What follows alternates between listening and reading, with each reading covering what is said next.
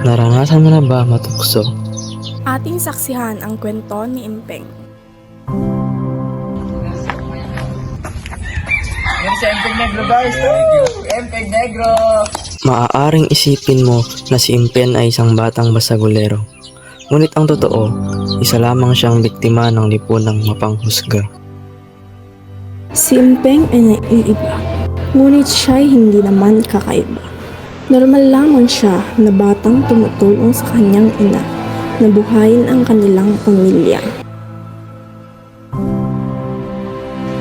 Nay, magigib lang po.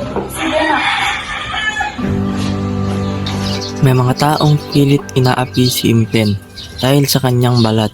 Isa na rito si Ogor. Bro! Yan si Negro bro! Negro! Ito boy! Negro! Negro! Sa'yo na. Uy, mamaya Negro!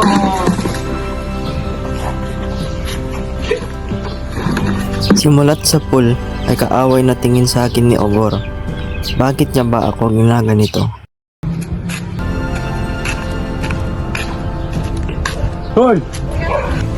Sa pupunta yung Negro. Ano, lalaban niya ba? Laban niya ba?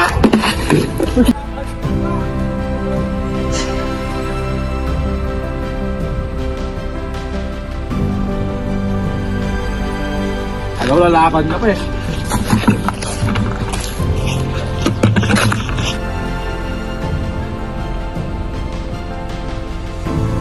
Sapat na ang lahat ng pang-aapi. Hindi ako mabubuhay habang palaging tinatapakan ang aking pagkatao. Panahon na para ipaglaban ang aking dangal.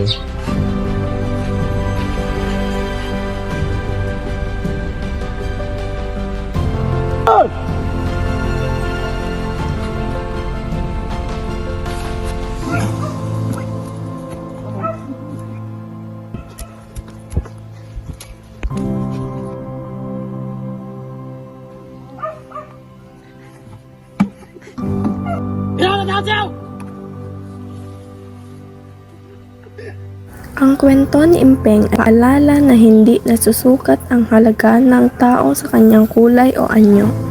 Ang tunay na lakas ay makikita sa tapang na ipinaglaban ang sariling dignidad at manatiling matatag sa kabila ng panghuhusga.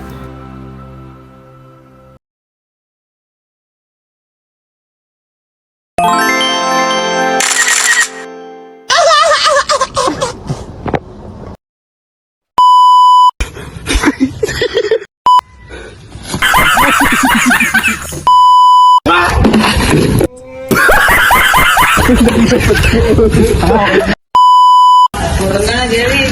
Ay nako.